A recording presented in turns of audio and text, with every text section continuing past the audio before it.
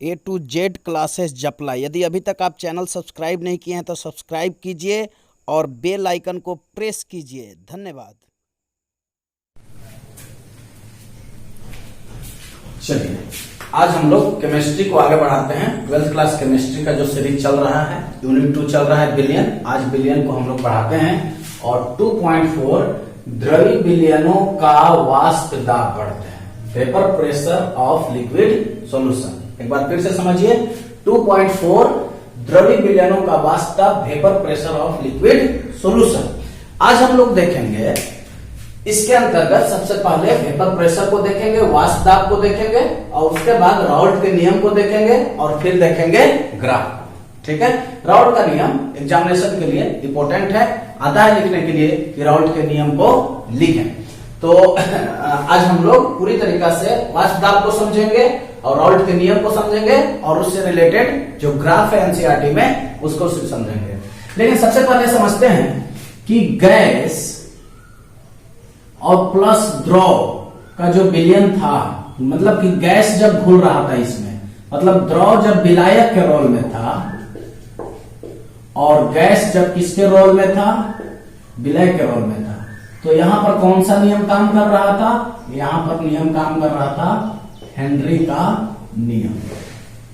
ठीक है, कुछ विद्यार्थियों का यहाँ पर आया कमेंट कि न्यूमेरिकल जो है फिर से बताया जाए। हेनरी से रिलेटेड जो अंकित प्रश्नों को आपको बताया गया था, घबराने की जरूरत नहीं है, मैं आपको उस न्यूमेरिकल को फिर से बता दूंगा इस वीडियो के बाद। ठीक है, तो सबसे पहले आज हम लोग पढ़ लेते हैं द्रवी विलयनों का वाष्प दाब, उसके बाद हम लोग हेनरी से रिलेटेड अंकित प्रश्नों को एक बार फिर से कर देंगे।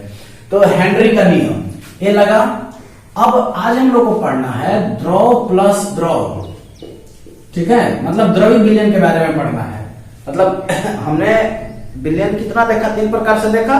पहला देखा क्या, गैसीय विलयन, फिर देखा द्रवी विलयन और फिर देखा ठोस विलयन। तो आज बात करते हैं द्रवी विलयन की, जिसमें द्रव भी क्या होगा, विलय, और द्रवी क्या होगा, विलायक। तो इसके लिए लगेगा राउल्ट का नियम।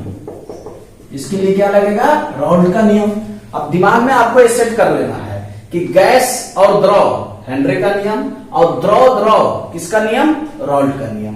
क्लियर है, गैस यहाँ विलायक के रोल में था, द्रव विलायक के। ठीक है, उसके बाद ये भी द्रवी विलयन था क्योंकि द्रव विलायक हो गया, गैस घुल रहा था, तो हेनरी का नियम वहां लगा। और आज हम लोग देखेंगे द्रव द्रव, मतलब विलाय भी द्रव और विलायक भी द्रव, इसमें कौन सा नियम लगेगा, राउल्ट का नियम लगेगा। तो इन बातों को समझने से पहले हम जानते हैं कि वेपर प्रेशर क्या होता है। पहले इसको समझते हैं कि वाष्प दाब क्या होता है। तो देखिए, चलिए समझते हैं कि वेपर प्रेशर क्या होता है। तो एक क्रियाकलाप मैं आपको डेली लाइफ में बता रहा हूं कि अगर एक आप बर्तन लेते हैं, ठीक है, देखिए ये आप बर्तन ले लिए, ठीक है, स्टेप 1 बताते हैं, अच्छा से समझ लीजिए कि वाष्प दाब क्या है। और इस बर्तन में आप वाटर ले लिए हैं, जल ले लिए। अब आप इस बर्तन को रख दीजिए, ठीक है, छत पर रख दीजिए। आप कुछ देर के बाद फिर इस बर्तन में आप देखेंगे स्टेप 2। स्टेप 2 में क्या देखेंगे आप, इस बर्तन में कुछ भी पानी नहीं है। स्टेप 2 तो हुआ क्या, ये जो जल था वो किस में कन्वर्ट हो गया, वाष्प में कन्वर्ट हो गया। ठीक है, एक नॉर्मल दम कंसेप्ट है। देखिए स्टेप 1, एक बर्तन लिया, बर्तन में कुछ पानी ले लिया और इस बर्तन को आप छत पे रख दिए। और कुछ दिन के बाद देखिएगा या कुछ देर के बाद देखिएगा कि अब इसमें एक भी जल का जो है बूंद, एक भी वाटर का जो ड्रॉप है यहां पर नहीं है। तो हुआ क्या, तो ये जो जल है किसमें कन्वर्ट हो गया, वाष्प में कन्वर्ट हो गया। तो बेसिक से बता रहे हैं, समझिए। उसके बाद एक बर्तन लीजिए, उसके बाद एक बर्तन लीजिए, ठीक है। अब इस बर्तन में जल को रखिए, ठीक है, और ये आ गया आपका स्टेप 3। अब इस बर्तन को क्या कीजिए कि आप ढक दीजिए, ठीक है। किसी बर्तन से जो है इस बर्तन को ऊपर से ढक दीजिए, ठीक है। कुछ देर के बाद आप आइएगा स्टेप 4 में, देखिए ये ढका हुआ है। अब जल वैसा ही के वैसा ही रहेगा, ठीक है। जल जो है वाष्प में कन्वर्ट नहीं होगा, वाष्प में कन्वर्ट नहीं होगा, वाष्प में नहीं बदलेगा। अब जानना यह है आपको कि क्या सच में ये जो वाटर था, वाटर का जो मोलिक्यूल्स था, ये ऊपर गया होगा कि नहीं गया होगा, ये आपको जानना है और ये समझना है। तो बिल्कुल गया होगा, मतलब यहां से जब वाष्प में कन्वर्ट होना चाह रहा होगा तो यहां तक आया होगा, ठीक है, यहां तक आया होगा। लेकिन चूंकि बाहर से एक बर्तन को ढका हुआ है तो ये बाहर तक नहीं निकल पाएगा, तो यहां रहा होगा। तो होता क्या है कि एक कण यहां से, देखिए एक कण वाष्प में कन्वर्ट हुआ, एकदम अच्छा से समझिए कि जब एक कण यहां वाष्प में कन्वर्ट हुआ, ऊपर नहीं जा रहा है, यहां पर जा रहा है, इसके सरफेस में जा रहा है, ठीक है। तो एक कण जो है, फिर एक कण, यहां देखिए एक कण किसमें कन्वर्ट हुआ, फिर से एक जल में कन्वर्ट हो गया, जल में बदल गया, बदल गया।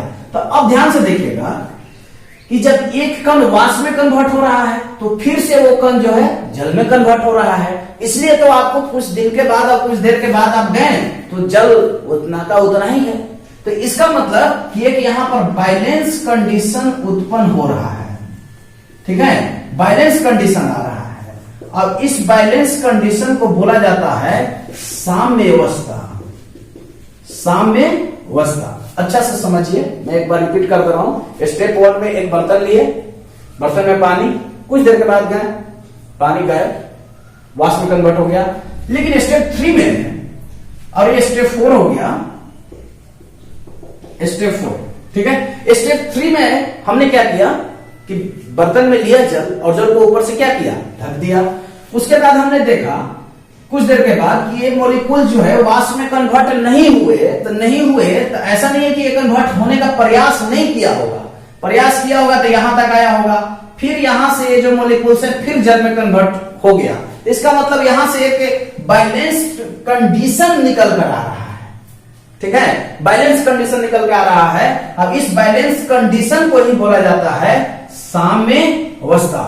तो इस साम्यावस्था में ध्यान दीजिएगा, और एक निश्चित टेम्परेचर पर ये जो मॉलिक्यूल्स है, ये जो अणु है, इसकी सतह पर, इसके सरफेस पे जो भी दाब आरोपित करता है उसी को बोला जाता है वाष्प दाब। अच्छा से समझिए, साम्यावस्था में एक निश्चित ताप पर ये जो मॉलिक्यूल्स है, ऊपर का जो मॉलिक्यूल्स है, इस द्रव के सतह पर, इसके सरफेस पे जितना दाब आरोपित करता है उसी को कहा जाता है वाष्प दाब। तो पढ़िए मेरे साथ डेफिनेशन। एक निश्चित ताप पर साम्यावस्था में अणुओं के द्वारा द्रव की सतह पर उत्पन्न किया गया दाब क्या कहलाएगा, वाष्प दाब। इंग्लिश में बोलेंगे वेपर प्रेशर।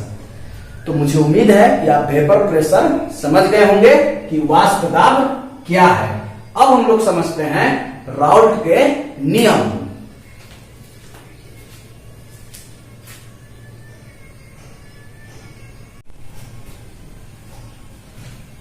चलिए अब समझते हैं कि राउल्ट का नियम क्या है। तो सबसे पहले राउल्ट के नियम को भी छोटा सा एक्सपेरिमेंट के जरिए हम लोग समझने का प्रयास करते हैं। तो सबसे पहले देखिए, यहां पे एक बर्तन लीजिए, ठीक है, स्टेप 1 कर लीजिए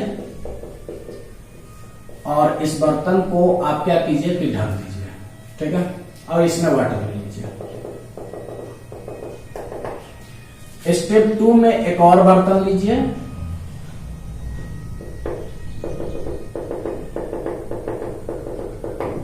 और इसको भी ढक दीजिए, ठीक है, और इसको ले लीजिए आप द्रव 1 जो एनसीईआरटी में लिया गया है, द्रव 1, और इसको ले लीजिए आप द्रव 2।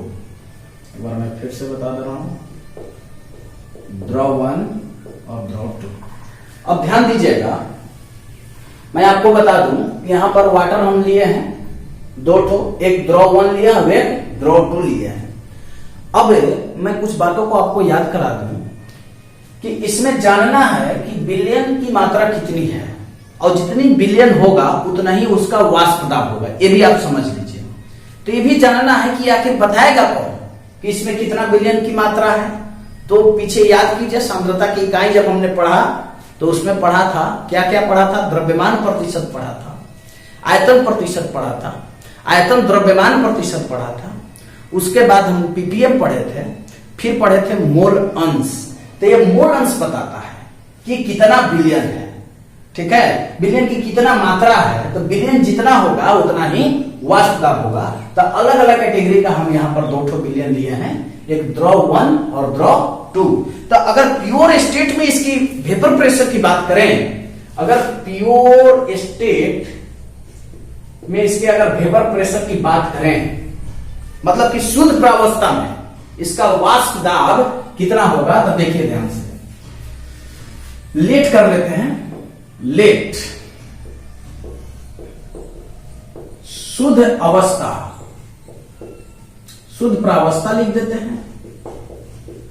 शुद्ध प्रावस्था में द्रव का वाष्प दाब,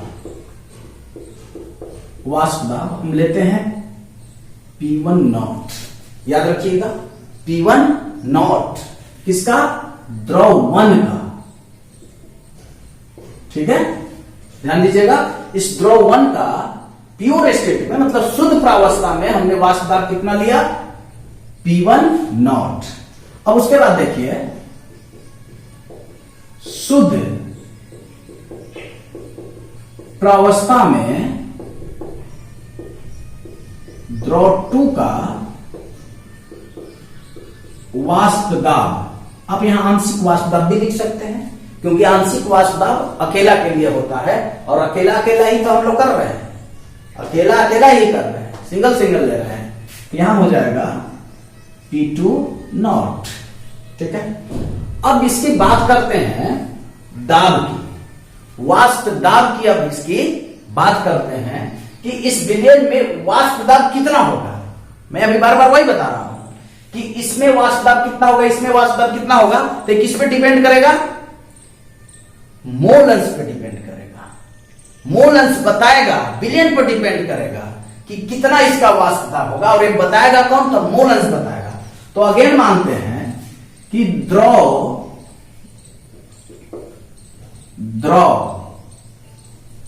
ऐसे करते हैं कि विलयन में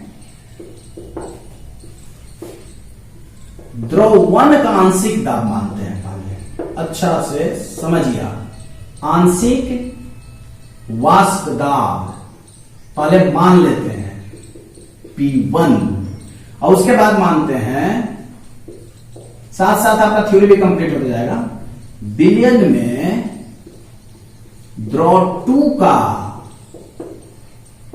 आंशिक वाष्प दाब P2, ठीक है। आंशिक दाब क्या है, अकेला दाब है, किसका, द्रव 1 का, और फिर ये आंशिक वाष्प दाब किसका है, द्रव 2 का। आंशिक मींस अकेला, ऐसे आप याद रखेंगे। तो अभी हमने देखा शुद्ध प्रावस्था में द्रव 1 का वाष्प दाब, शुद्ध प्रावस्था में द्रव 1 का वाष्प दाब P1 नॉट है, और शुद्ध प्रावस्था में द्रव 2 का वाष्प दाब P2 नॉट है, और विलयन में द्रव 1 का आंशिक वाष्प दाब P1, और विलयन में द्रव 2 का आंशिक वाष्प दाब P2। अब मैं बता रहा हूं कि इसका द्रव 1 का वाष्प दाब कितना होगा, यह विलयन पर डिपेंड करेगा। विलयन में द्रव 2 का आंशिक वाष्प दाब कितना होगा, द्रव 2 का आंशिक वाष्प दाब कितना होगा, वाष्प दाब कितना होगा, एक इस पे डिपेंड करेगा, उसके विलयन पर डिपेंड करेगा, और एक बताएगा कौन, यह बताएगा मोल अंश। तो इसका मतलब कि मोल अंश पर डिपेंड करेगा, मोल अंश पे डिपेंड करेगा। तो अब देखिए, अगर बात करें कि द्रव 1 का मोल अंश को क्या चीज से सूचित किया जाता है, क्या चीज से सूचित किया जाता है, x से। तो 1 के लिए मोल अंश का प्रयोग करेंगे हम लोग x1, और दूसरा के लिए मोलस का प्रयोग करेंगे x2। क्लियर है? हमने वहां पर XA और XB को लेकर पढ़ा था, ठीक है? आपको पता होगा XA plus XB equal to 1। तो यहां पर क्या आ जाएगा, x1 प्लस x2 बराबर क्या हो जाएगा, 1। अब ध्यान दीजिएगा, तो इसका मतलब कि विलयन में द्रव का जो आंशिक वाष्प दाब होगा, वाष्प दाब जो होगा वो किस पे डिपेंड करेगा, विलयन पर डिपेंड करेगा। और विलयन को कौन बताएगा कि इसकी मात्रा कितनी है, वह बताएगा मोल अंश। तो इसका मतलब यहां देखिए P1 प्रोपोर्शनल हो जाएगा x1 का, और उसके बाद P2 प्रोपोर्शनल हो जाएगा x2 का, ठीक है? P1 मतलब कि द्रव 1 का आंशिक वाष्प दाब P1 किसका प्रोपोर्शनल, मोल अंश का। विलयन में द्रव 2 का आंशिक वाष्प दाब P2 किसका प्रोपोर्शनल, मोल अंश का। अब इस प्रोपोर्शनल को हटाने के लिए देखिए, यहां पर प्रोपोर्शनल को हटाने के लिए देखिए शुद्ध प्रावस्था में द्रव 1 का वाष्प दाब कितना था, ये आता है P1 नॉट x1। अब इसको इक्वेशन ले लेंगे 1। उसके बाद इस प्रोपोर्शनल को हटाने के लिए यहां पर आ जाएगा, देखिए x2, यहां द्रव 2 का वाष्प दाब प्योर स्टेट में P2 नॉट x2, इक्वेशन 2। एक बार मैं और समझा दे रहा हूं कि यहां दो प्रकार का, दो कैटेगरी का विलयन लिया गया है, एक का द्रव 1 और द्रव 2। और शुद्ध प्रावस्था में द्रव 1 का वाष्प दाब हमने माना है P1 नॉट, और शुद्ध प्रावस्था में द्रव 2 का वाष्प दाब हमने माना है P2 नॉट। उसके बाद विलयन में द्रव 1 का आंशिक वाष्प दाब, आंशिक वाष्प दाब अकेला दाब के लिए P1, और विलयन में द्रव 2 का आंशिक वाष्प दाब हमने माना है P2। अब मैं बार बार बता रहा हूं कि विलयन पर डिपेंड करेगा उसका वाष्प दाब, और एक कौन बताएगा, मोल अंश। तो मोल अंश पर डिपेंड करेगा उसका दाब। तो P1 x1 यहां मोल अंश, पहले के लिए द्रव 1 के लिए मोल अंश आएगा x1, और द्रव 2 के लिए मोल अंश आएगा x2। तो अब यहां देखिए P1 प्रोपोर्शनल x1 और P2 प्रोपोर्शनल x2। इस प्रोपोर्शनल को हटाने के लिए P1 नॉट का इस्तेमाल किया गया, और इस प्रोपोर्शनल को हटाने के लिए P2 नॉट का। अब देखते हैं विलयन का कुल वाष्प दाब, मतलब कि P कुल बराबर क्या हो जाएगा, P1 प्लस P2। अब यहां जोड़ देंगे तो ये हो जाएगा P1 not x1 plus P2 not x2। उसके बाद कैलकुलेशन है आपके पास, मैं अगर लिख दूं PT लिख देता हूं, total P not x1 P2 और x2, ये आ गया। उसके बाद हम जानते हैं कि x1 और x2, देखिए xa और xb दो घटकों के लिए था, क्या होता है, योग 1 होता है। तो यहां पर द्रव 1 के लिए x1 और द्रव 2 के लिए x2, तो दोनों का योग हो जाएगा 1। तो x1 का यहां वैल्यू निकालेंगे तो 1 माइनस क्या हो जाएगा, x2।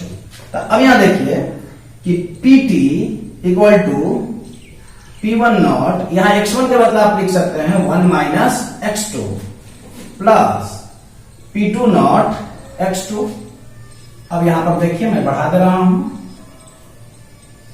देखिए PT बराबर, देखिए यहां P1 से मल्टीप्लाई करेंगे, P1 not minus P1 not x2 plus P2 not x2।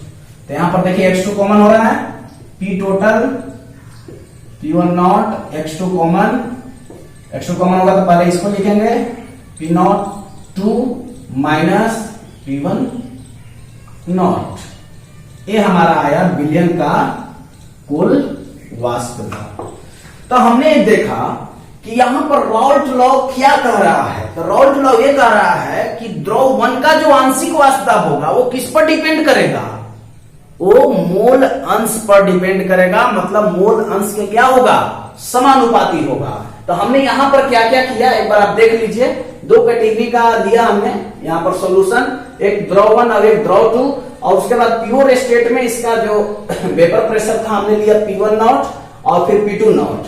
उसके बाद बिलियन में द्रव 1 का आंशिक वाष्पदाब P1 और बिलियन में द्रव 2 का आंशिक वाष्पदाब हमने P2 लिया। और यहां पर राउल्ट का ये नियम कह रहा है किसी बिलियन का जो आंशिक वाष्प दाब होगा वह उसके मूल अंश के, बिलियन के मूल अंश के क्या होगा, समानुपाती होगा। मतलब कि उस पर निर्भर करेगा कि कितना वाष्प दाब उस बिलियन का होगा।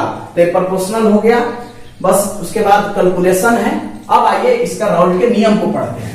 तो किसी द्रवी बिलियन, मतलब द्रवी बिलियन, इसमें क्या क्या आ गया, द्रव और द्रव, दोनों द्रव रहेगा, विलायक भी और विलायक भी, में प्रत्येक द्रव का आंशिक दाब उसके बिलियन में मोल अंश के समानुपाती होता है। उसके बिलियन में मोल अंश के समानुपाती हो गया। और ये आपका आया कैलकुलेशन, रिजल्ट आया इसका। ठीक है, तो अभी हमने देखा द्रव्य विलयनों का वाष्प दाब के अंतर्गत सबसे पहला देखा वाष्प दाब और उसके बाद देखा राउल्ट का नियम। तो डिफिनेशन को आप याद कर लेंगे। और इधर छोटा सा एक्सप्रेशन है, एक्सप्रेशन भी समझना बहुत आसान है। अब हम समझते हैं इसके ग्राफ को, जो एनसीईआरटी में ग्राफ बनाया हुआ है उसको हम लोग पहले बनाते हैं और उसके बाद समझते हैं।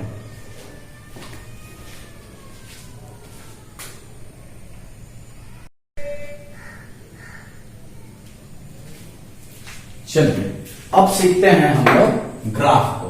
तो ग्राफ के लिए सबसे पहले मैं आपको एक लाइन पहले खींच ले रहा हूं, उसके बाद बताते हैं ग्राफ। और थोड़ा सा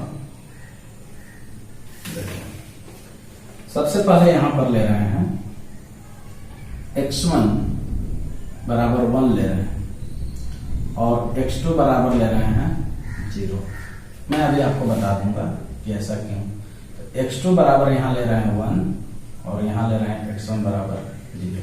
अब ध्यान दीजिएगा कि x1 अभी हमने देखा x1 x2 इक्वल टू 1 देखा, ठीक है।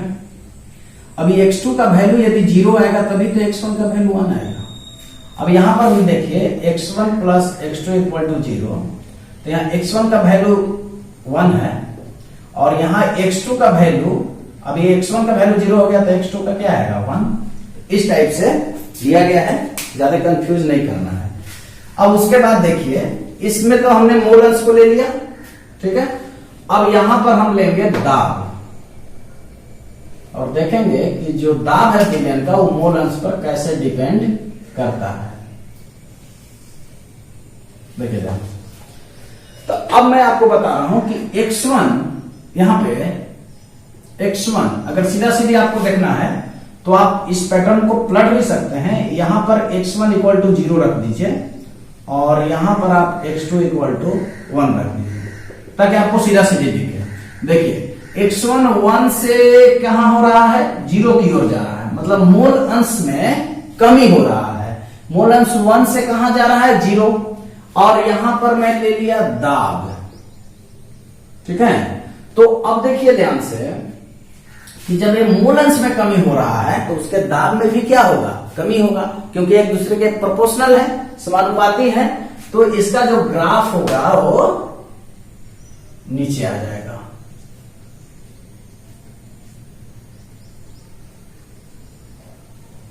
इसका ग्राफ आ गया नीचे।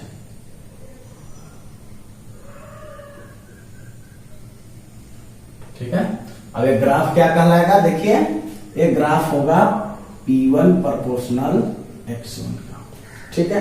अब इसके बाद देखिए, अब अगला के लिए पढ़ाओ देखिए, ठीक है।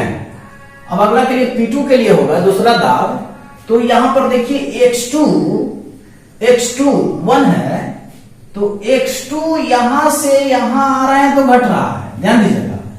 x2 का मान पहले 1 था और अब क्या हो रहा है, 0 हो रहा है, तो x2 भी घट रहा है। तो x2 घट रहा है, ये देखिए आप ऐसे बना लीजिए। और x2 भी घट रहा है तो इसको भी घटते क्रम में आप दिखा दीजिए, पहले इसको बाद में लिखेंगे। देखो x2 भी घट रहा है, दिखा दिए। तो ये हो गया P2 प्रोपोर्शनल x2 और इधर क्या हो गया P1 प्रोपोर्शनल x1। अब ये जो ऊपर का लाइन है ये ऊपर का लाइन जो है वो दिखा रहा है P कुल को। P टोटल कितना है? P1 plus P2। समझ गए होंगे? मोल अंश देखिए 1 से कम हो रहा है ए। अब ऐसा नहीं है ए बड़ा छोटा भी, कहीं कहीं किताब में देखिएगा कि कोई बड़ा है और कोई छोटा है, उससे कोई फर्क नहीं पड़ता है। इधर हमने दाब को लिया और इधर हमने मोल अंश को लिया। मोल अंश तो पहला स्थिति x1 ठीक है कम हो रहा है 0 की ओर, और दूसरा का स्थिति x2 1 भी कम हो रहा है 0 की ओर। तो ये ऐसे घटते क्रम में दिखा दिए और इसका सिरा भी इसको घटते क्रम दिखा दिए। तो ये हो गया P1 प्रोपोर्शनल x1 और ये हो गया आपका लाइन P2 प्रोपोर्शनल x2, और ये लाइन किसका हो गया? P कुल मतलब P टोटल आ गया P1 प्लस P2। तो ये रहा राउल्ट नियम का ग्राफ जो एनसीईआरटी में दिखाया गया है। तो आज के क्लास में हमने देखा 2.4 को द्रव्य विलयनों का वाष्प दाब, vapour pressure of liquid solution. मुझे पूरा विश्वास है कि आपको समझ में आया होगा आज का कंटेंट। अब अगला टाइटल जो है इसका कमिंग सून है। इसके बाद आप फिजिक्स का वीडियो देखेंगे और उसके बाद अल्टरनेटिव हम किए हैं। अब कुछ फिजिक्स का वीडियो आप देखेंगे, कुछ केमिस्ट्री का वीडियो देखेंगे। कुछ डिले हो रहा है क्योंकि साइड में झारखंड जीके का भी वीडियो अपलोड किया जा रहा है। तो इच्छुक विद्यार्थी जो 10+2 पास हो गए हैं उस वीडियो को झारखंड जीके को आप देख सकते हैं। अब इस लॉकडाउन 2.0 में आप फायदा उठाइए और केमिस्ट्री और फिजिक्स को एक बेहतर तरीका से सीखिए ताकि आने वाले एग्जामिनेशन में आप अच्छा से अच्छा स्कोर कर सकते हैं। धन्यवाद।